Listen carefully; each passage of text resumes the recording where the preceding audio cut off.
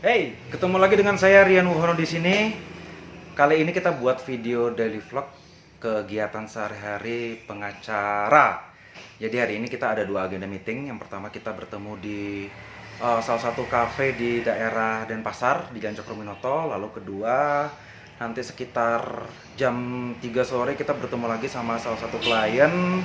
Apa sih keseharian dari pengacara atau pekerjaannya itu selain sidang ya tentunya ya. Jadi kalau sidang itu kan lebih formal karena kita sudah masuk ke substansi perkara. Kali ini kita buat video yang melihat aktivitas perjalanan keseharian dari pekerjaan pengacara.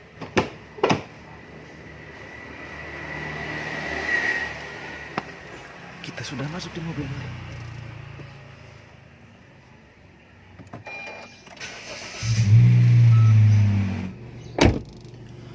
Oke, kita udah prepare, kita udah siap. Dokumen juga sudah kita siapkan semua. Ada beberapa berkas-berkas dan materi-materi yang akan kita meetingkan untuk hari ini. Jadi untuk meeting pertama ini kita akan bertemu di salah satu kafe di daerah Cokroaminoto. Ini ada sedikit kendala bahwa permasalahan mereka itu selaku debitur yang mengajukan atau melakukan pinjaman kredit terhadap finance atau lembaga pembiayaan. Dengan adanya kondisi COVID-19 ini kan berdampak terhadap aspek perekonomian dan pemasukan mereka.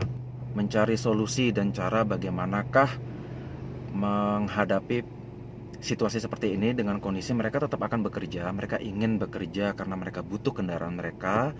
Namun tidak adanya wisatawan yang membuat perputaran cash flow mereka untuk pembayaran kredit mobil, kendaraan atau cicilan mereka tuh menjadi terhambat. Oke, ikutin terus perjalanan kita hari ini. Sebelum berangkat kita baca dulu. Bismillahirrahmanirrahim.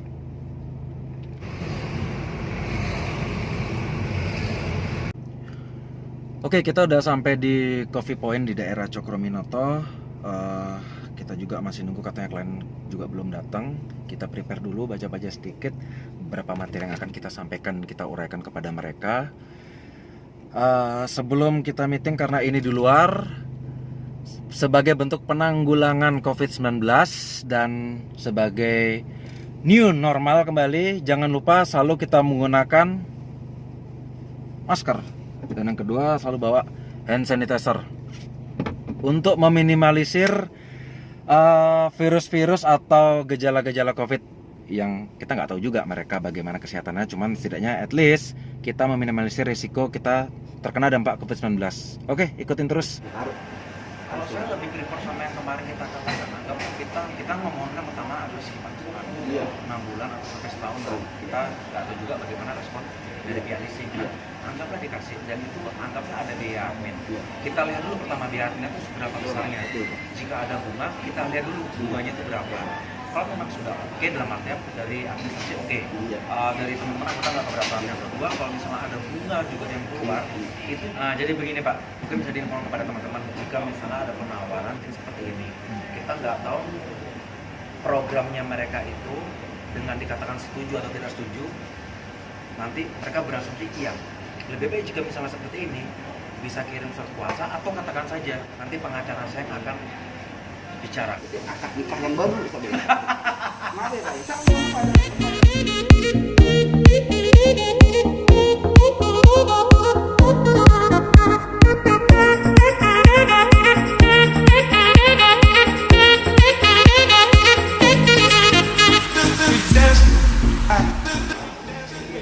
ini kerjaan akan diselenggarkan selama 2 bulan.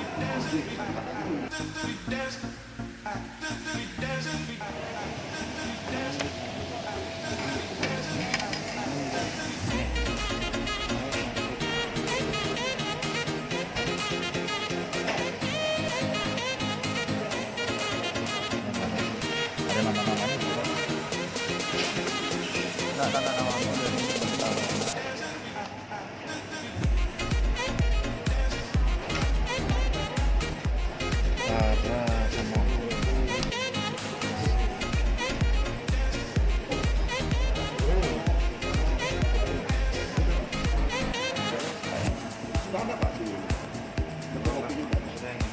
yang udah saya tanda tangan maksudnya, bukan sebagai bukti. Ya, kan ada beberapa orang, ada beberapa orang. Yes. Kita siapin untuk meeting.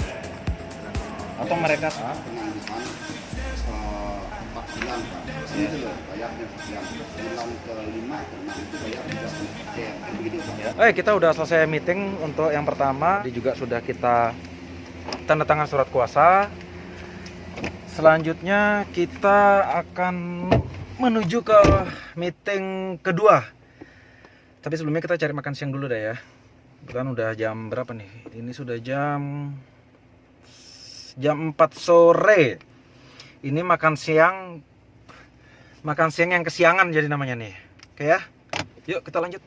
Apa namanya, bukan undang-undang, jadi peraturan agraria tuh misalnya ada tanah di dalam, itu kan bicara ke desa untuk diberi kompensasi.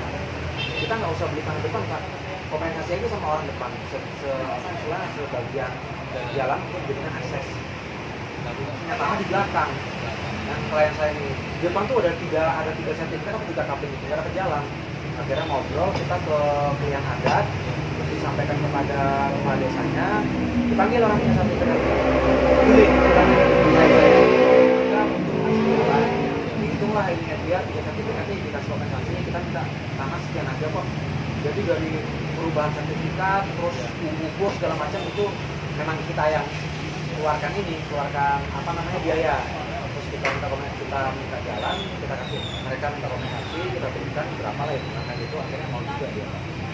Nah kalau yang kayak gini, misalnya anggaplah dia mau nih Pak menyerahkan tanah dia dengan ini, kita langsung buatkan perjanjian Pak. Kalau pasangan sama perjanjian serah terima.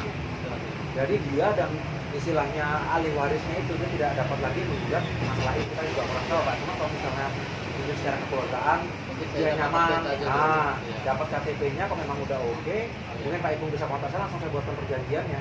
Kita nanti menuju satu notaris, mungkin kita bahkan lah ada teman saya tuh yang biasa lah main kayak gini tuh, udah lah bisa langsung perhatikan aja, dia tembus ke BPN langsung dihibahkan kepada kita. Jadi prosesnya bukan jual beli lagi Pak, karena keluarga besar itu belum dipecah tapi udah dijual. Tetapi kalau misalnya bapaknya ini orang tuanya masih hidup, berarti kan otomatis Itu atas nama sendiri dia. nama atas sendiri lebih enak lagi. Berarti selama dia hidup dia sudah melepaskan asetnya dia, jual beli juga sudah ada, atau mungkin juga sudah ada, ahli waris yang bisa menutup dia. Tetapi beberapa tanah sendiri. Nama sendiri kan. Tapi biasa rata-rata ada beberapa kasus konyol, menurut saya Pak. Jadi ahli warisnya itu udah tahu dia tidak punya legal standing, tahu itu tanah bapaknya atau tanah ibunya dijual, ahli warisnya nih karena dia mungkin entah dia nggak ada dokumen atau gimana, ada juga Pak yang menggugat Pak. Tetapi kan kita bayar lagi, dasar hukumnya apa? Kalau misalnya dia tidak bisa membuktikan dan sudah ada pelaku jual beli hak, itu masih haknya bapaknya, bukan hak waris. Jadi halo, sorry tadi ada sedikit kesalahan teknis. Ketika running meeting kedua, tiba-tiba ternyata baterai kamera habis dan tidak bisa melanjutkan aktivitas kita sampai akhirnya kembali pulang ke kantor. Untuk meeting terakhir itu kan meeting kedua tadi itu perkaranya mengenai hak terhadap tanah.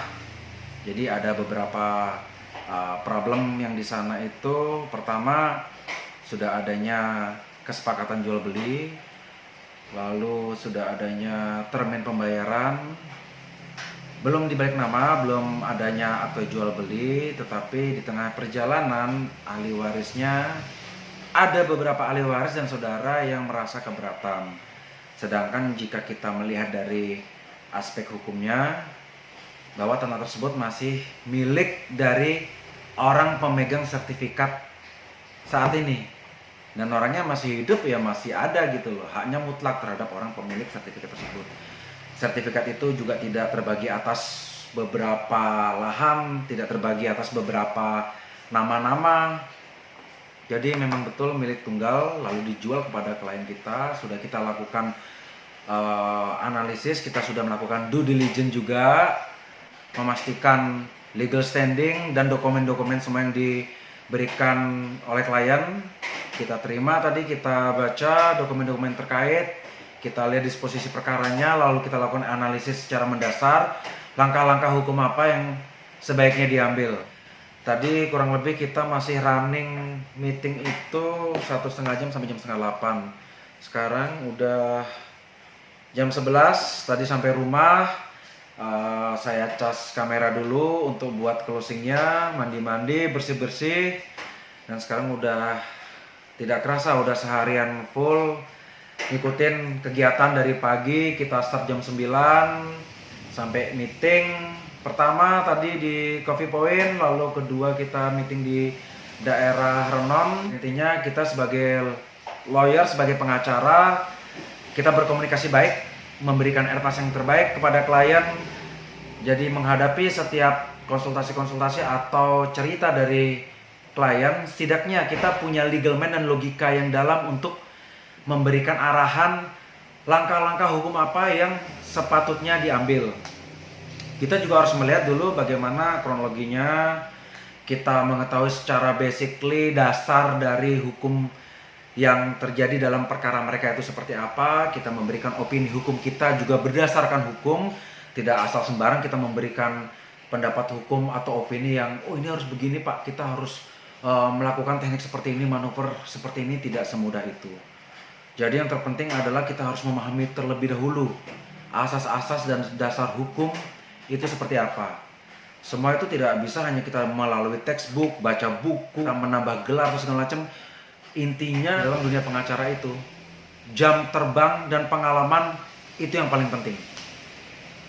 Oke, mungkin sekian dulu yang bisa kita sharing aktivitas dari pekerjaan seorang pengacara itu apa. Tentunya di luar persidangan, di luar pendampingan juga. Jadi kita hari ini itu fokus lebih kepada aktivitas meeting, lalu bagaimana kita interaksi dengan klien, memberikan opini-opini hukum terhadap klien, meyakinkan klien terhadap perkaranya seperti apa. Jika memang substansi perkaranya klien yang kita yang kita hadapin itu memang berat, katakan saja apa adanya. Kita memberi advice sesuai dengan fakta-fakta. Jangan pernah sekali-sekali kita memberikan angin surga atau mengatakan kepada klien, atau sebagai pengacara kita menjanjikan kepada klien bahwa perkara ini menang, bahwa perkara ini begini-begini. Tidak boleh. Karena berdasarkan undang-undang advokat, kita sebagai advokat, sebagai pengacara dilarang keras untuk memberikan janji-janji yang manis kepada klien. Apapun konsekuensinya, apapun bentuk resikonya, selalu saya katakan kepada klien, baik, buruk, dan bahkan kemungkinan yang terburuk sekalipun, itu saya selalu sampaikan kepada klien. Oke, sekian. Ini sudah jam 11, kita udah capek juga seharian. Terima kasih atas semua respon positif. Terima kasih atas dukungan teman-teman semua yang udah mau nontonin advice dan channel saya ini. Jika video ini bermanfaat, mohon share, like, dan subscribe. Ada di bawah, di bawah kiri ini ya, di channel saya ya. Semoga dari video-video yang sudah saya sampaikan ada sedikit pemahaman-pemahaman atau meluruskan pandangan-pandangan dari sebagian teman yang masih kurang memahami akan hukum. Mungkin jika ada pertanyaan bisa langsung komen di kolom di bawah ini, atau misalnya ada teman-teman yang memiliki masalah hukum atau sudah menghadapi permasalahan hukum, silakan kontak melalui aplikasi di fanpage kita. Di sana ada aplikasi untuk berkomunikasi dan konsultasi kepada saya langsung pribadi dan dengan tim. Terima kasih atas perhatiannya semuanya. Sampai ketemu lagi di video berikutnya. Saya dengan Rian Buhono. Bye-bye.